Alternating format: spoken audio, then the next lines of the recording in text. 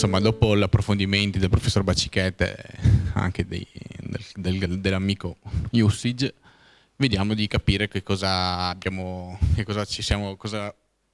quale esperimento abbiamo instaurato a Stregna in questi ultimi anni. Vediamo insomma cosa è successo nell'ultimo anno di esperienze a Stregna. Allora, partiamo da un background, questo qui l'ho aggiunto proprio all'ultimo minuto prima di venire qui, no? Com'è che in Friuli Venezia Giulia hanno provato ad affrontare il problema del frazionamento e della multiproprietà? L'ultimo tentativo è stato fatto nel 2006 con questa legge qui, la legge 16, che trattava due argomenti principali, che sono la razionalizzazione fondiaria e i PIPA. No? Allora, a grandi linee, senza approfondire troppo, la razionalizzazione fondiaria voleva dire avere magari una scacchiera con tutti una sorta di 4 proprietari distribuiti in maniera, diciamo, diffusa. La razionalizzazione voleva dire creare delle nuove particelle più grandi, magari un proprietario che aveva 4 lotti ne facevano un lotto di superficie 4. Questo qua è l'esempio della razionalizzazione, abbastanza semplice da capire. L'altro esempio è quello dei PIPA, piani di insediamento produttivo agricolo, che non è nulla di diverso dei piani di insediamento artigianale. No? Si espropria e si rivende la proprietà. Si può fare anche con materia agricola. Ahimè, insomma, non so quanti conoscono questi strumenti qua dentro, non credo moltissimi, magari qualcuno sì, però di fatto sono un poco sconosciuti anche perché comunque non hanno avuto il successo che si sperava. Perché intervenire sul titolo di proprietà, come prevedeva la legge 16, da un certo punto di vista può essere un vantaggio, dall'altro meno, molto meno. Vediamo dov'è Stregna. Stregna è un piccolissimo comune delle valli del Natisone. Spero che si riconosca il Friuli Venezia Giulia. Il comune di Stregna è quella macchietta rossa nell'estremo nord-est del Friuli Venezia Giulia, nelle valli del Natisone. Il comune di Stregna sono 380 abitanti, circa 20 km quadrati di territorio e un'altitudine media tra i 180 e i 900 metri sul livello del mare. Qui, se non sbaglio, mi ha introdotto prima, se non sbaglio, Moreno, siete circa 1800 persone su 3 frazioni. Noi siamo 380 persone su 18 frazioni. Come è arrivata l'associazione fondiaria a Stregna? Nel 2013 il sottoscritto, insieme a un gruppo di scalmanati più o meno, ci siamo organizzati in una specie di comitato volontario su un argomento di tematiche ambientali. C'era una variante al piano regolatore che non ci piaceva tantissimo, abbiamo raccolto 1500 firme e abbiamo fatto un po' di confusione. In quell'occasione lì è stata un'occasione molto formativa perché ci ha permesso di entrare in contatto con delle persone veramente molto particolari, no? Estremamente formative e preparate nel descrivere quelle che sono, insomma, le loro problematiche. Una, credo che magari conoscete in molti, è il professor Poldini, professore emerito dell'Università di Trieste, insomma, che si è subito prestato a darci qualche consiglio, o magari a introdurci e anche a svolgere attività culturali sul nostro territorio. Durante questo periodo qui, insieme al professor Poldini che ho conosciuto, abbiamo incominciato a fare qualche piccola escursione locale. Il professor Poldini, insomma, è una persona anche abbastanza avanti con l'età. A una di queste escursioni qui abbiamo invitato Gabriele Usage ed altri ragazzi forestali del luogo. Diciamo, c'è stata una prima introduzione all'associazione fondiaria. Oltre a Poldini e Usage abbiamo conosciuto anche l'architetto Marcon, no? Che insomma ci ha aiutato un pochettino a organizzare questa piccola campagna ambientalista.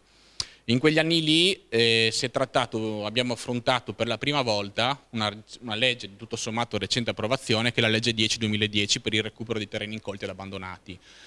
Tra i vari momenti, diciamo, caldi di quell'estate lì, è venuto a visitarci, è venuto a trovarci anche il sindaco Baritussio, il sindaco di Tarvisio, che è stato uno dei promotori di questa norma, e insomma è stato un primo momento di approfondimento di questo argomento. Negli anni successivi c'è stato un primo tentativo di approccio dell'amministrazione comunale di Stregna su questa cosa qui che diciamo, non è nato moltissimo a buon fine fino diciamo, a pochissimi giorni fa.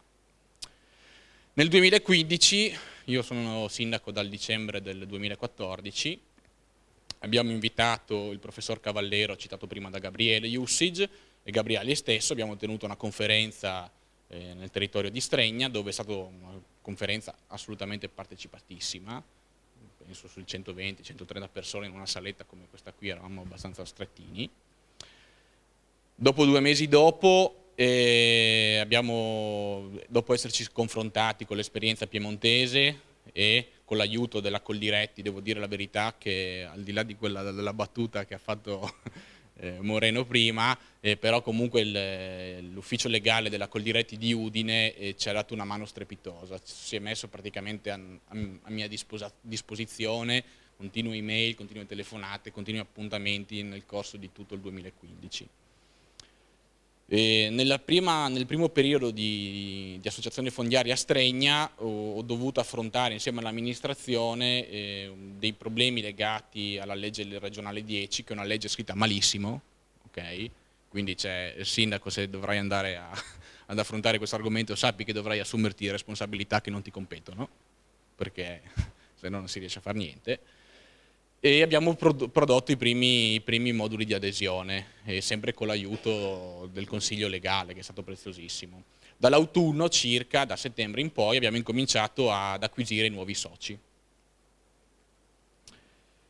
Questi qui, il 19 maggio, erano i soci fondatori, una decina di persone, tra i quali c'è nascosto dietro Renato, no?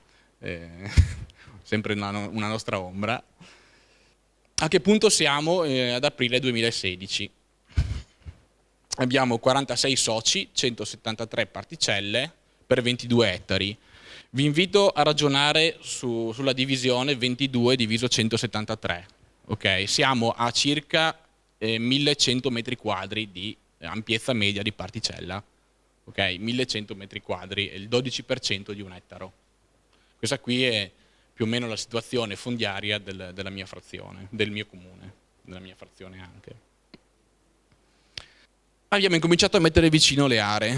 Questa qui è un'immagine della frazione di Stregna, la frazione qui più alla mia destra, là sotto c'è la frazione di Postregna dove sono io originario. Ci siamo particolarmente concentrati sull'area appunto sopra Stregna, un'area, questa qui è un'area, partiamo dai 200 metri diciamo della parte più a sinistra, qua siamo a circa 400-450 metri di altitudine. Questa qui è un'area di circa, diciamo la parte dove ci siamo concentrati, che si vede molto bene, è un'area di circa, non lo so, ad occhio 6 ettari, 7 ettari circa. Qui siamo nelle frazioni di Stregna e Postregna. Qui siamo in un'altra frazione, un'area molto più piccolina, di circa 1,5 ettari. Ci siamo concentrati a fare la pulizia in un punto panoramico intorno a una chiesa, quell'edificio un po' lunghetto, una chiesa, e un'area di 1,5 ettari che insomma abbiamo incominciato ad affrontare. Ultimamente ci stiamo concentrando moltissimo su un'area di un'altra frazione del paese, nei pressi di Tribil Superiore. Qui la scala, siamo sulla distanza 1 chilometro, ci stiamo concentrando su quest'area qua, che è un'area di recente colonizzazione boschiva, dove appunto vedremo adesso che cosa stiamo cercando di fare. No? Cosa facciamo con i terreni in gestione? Questa qui è la domanda che, insomma, questo qua è il primo obiettivo che ci siamo posti e forse anche lo stimolo principale che ha fatto muovere tutta l'iniziativa. Il recupero dei terreni incolti ai sensi della legge 10 2010. Qui siamo nella frazione di Oblizza, praticamente tutta l'area che abbiamo messo dentro, faremo un recupero dei terreni. In questi giorni la persona che diciamo, mi ha aiutato soprattutto in questa frazione qua, mi ha telefonato e mi ha detto: Luca, ho altre 100 particelle da metterci dentro, qua sono una quindicina. La frazione che si sviluppa diciamo, da questa parte qua. Questa qui è la frazione di Stregna, quella che abbiamo visto prima. Le aree diciamo, arancioni e blu sono tutte quelle in gestione dell'associazione, le aree blu sono quelle dove interverremo con la legge 10. Ho messo questa immagine qua perché secondo me è abbastanza significativa per quello che saranno insomma, lo sviluppo futuro. La legge 10 prevede che diciamo, il contributo che ci arriva, che va da 250 a 6.000 euro a ettaro, noi abbiamo una media di circa 5.500 euro a ettaro, forse qualcosa di meno, ci danno i soldi per fare l'intervento nel primo anno, per 5 annate agrarie successive dobbiamo fare il mantenimento a prato pascolo, quindi o sfalciare o pascolare. Le aree arancioni sono aree già tenute a prato pascolo, quindi diciamo non necessarie di intervento, ma è molto importante in questa fase qui avere anche queste piccole aree così, perché comunque ci garantiscono continuità, no? E quindi cercare, no, evitare di fare recinti seguendo vie strane. Questa qui è un'area che mi ha fatto perdere 1 mese e mezzo e non l'ho risolto, catasto sbagliato, telefonato metà l'esizza del comune di Prepotto, però non ce l'abbiamo fatta mettere dentro. Il mio comune, non so se anche qua se c'è qualche esempio, siamo già arrivati nell'esempio per il quale ci sono alcune particelle che non hanno più eredi. E quindi in questo momento qua non ho ancora affrontato l'argomento dal punto di vista legislativo, però cercheremo di capire che cosa fare anche di queste particelle qua. Il 21 marzo 2016 è stata una data molto significativa, no? Adesso mi sono accorto che sono le Idi di marzo, ma esatto.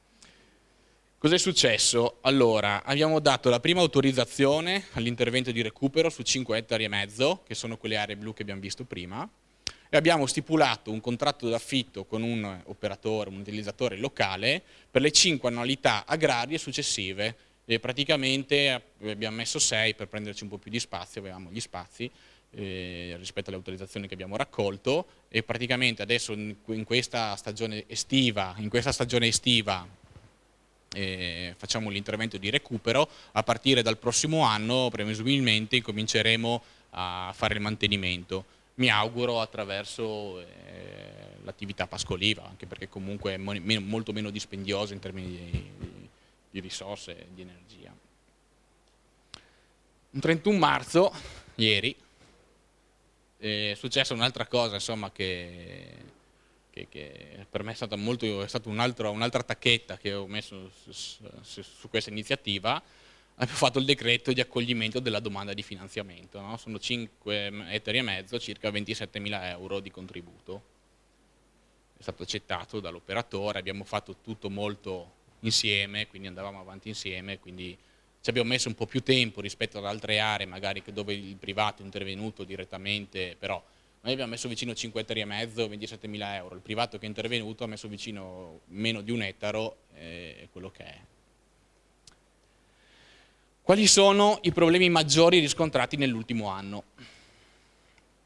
Allora, difficoltà burocratiche, gli errori della legge 10, una legge scritta malissimo, io lo ripeto a Sciauli, a Santoro, a tutti quanti, perché ci ha fatto perdere un sacco di tempo. Io pensavo di avere le carte pronte 2 mesi fa, poi a un certo punto ci siamo accorti che entravamo in contraddizione con quelli che sono i termini della legge, e non vi dico che cosa abbiamo passato. Stesura, statuto e moduli di adesione e la stesura del contratto d'affitto. Qua è stato molto importante l'aiuto che ci ha dato il legale della Coldiretti, la professoressa avvocato Caloricchio, è stato veramente una persona eccezionale. Difficoltà tecniche, mi sono trovato per mesi e mesi, insieme al mio ufficio tecnico, abbiamo 2 persone in ufficio a Stregna in questo momento, giusto per capire il personale del mio comune. Analisi dei dati catastali, facevamo le visure sul sito dell'Agenzia delle Entrate, come hai descritto tu prima, no? A un certo punto mi sono stufato, ho la fortuna di essere abbastanza tecnologico, ho stressato l'INSIEL, sono fatto passare gli shape file di tutto il catasto del mio comune. Adesso in 10 minuti faccio tabelle di visure che si sprecano. Quindi insomma, se dovete iniziare a fare questa attività sappiate che c'è anche questa possibilità. Invitare i proprietari dei fondi a diventare soci, no? Questo qui è stato un lavoro non indifferente,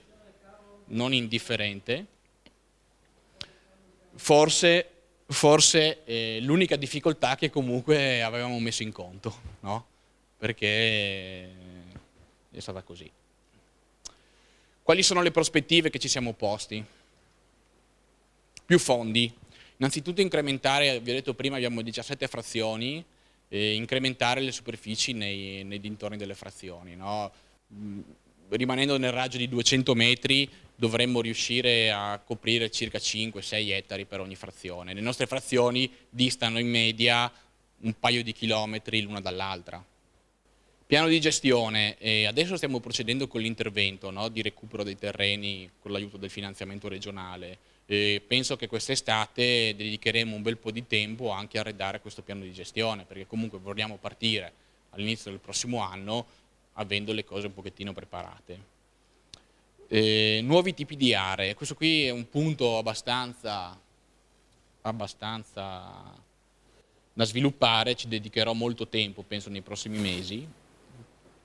Aree boschive e aree protettive, no? Parlando con l'avvocato, con la dottoressa della Coldiretti, abbiamo valutato che si può intervenire anche sulle aree boschive, si può fare silvicoltura attraverso questo metodo.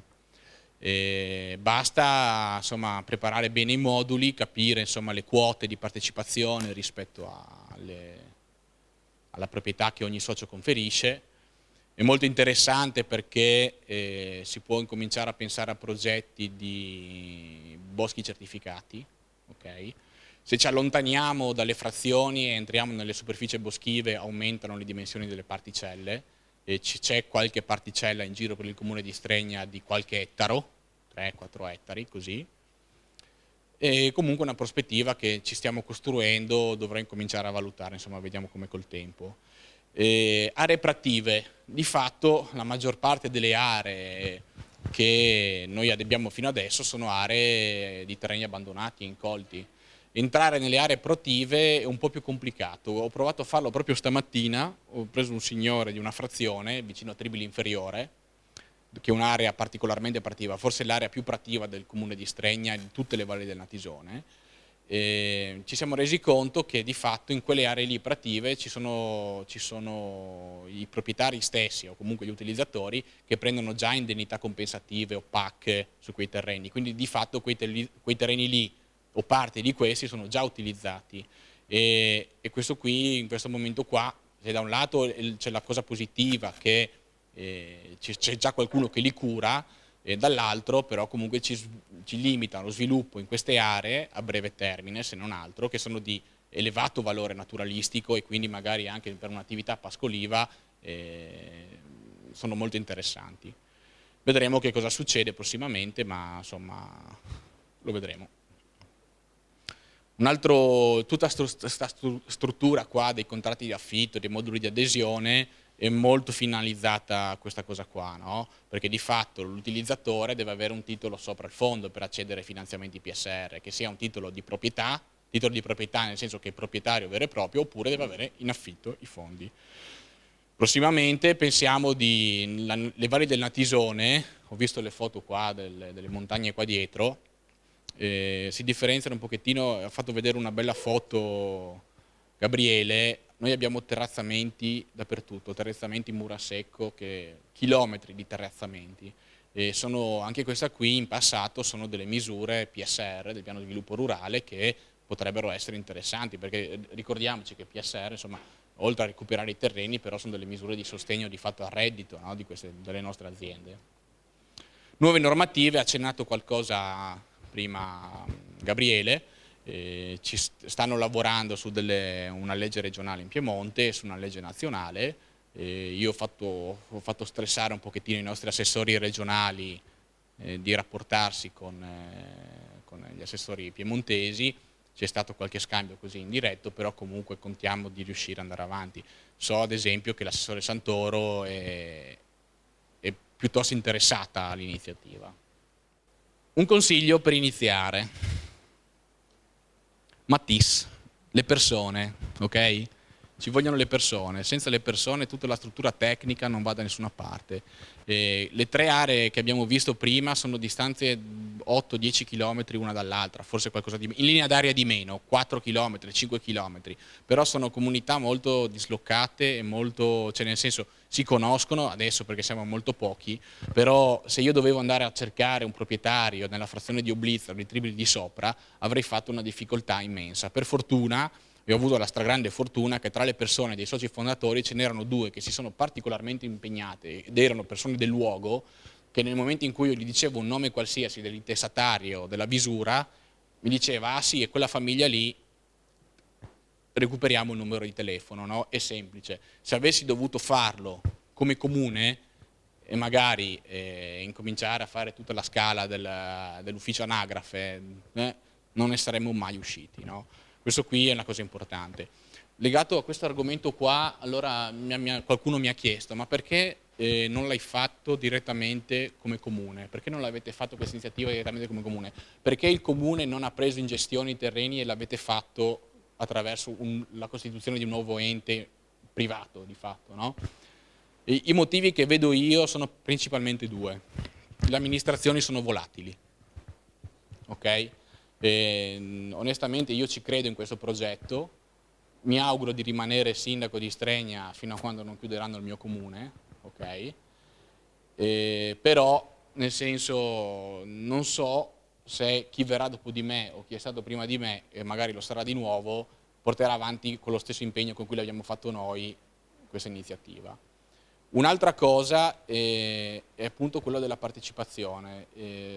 Secondo me si riesce a ottenere una molto maggiore partecipazione creando una nuova struttura, magari una struttura che non deve rispondere ai protocolli comunali e a tutta questa burocrazia. Ad esempio nella selezione dell'operatore non è che abbiamo dovuto fare un bando, okay? Ci siamo costruiti una struttura per cui io ho fatto una delibera di indirizzo quando dovevo dare l'incarico che dico vabbè io dovrei dare l'incarico però do priorità a chi ha il contratto d'affitto per il mantenimento del fondo nei 5 anni successivi.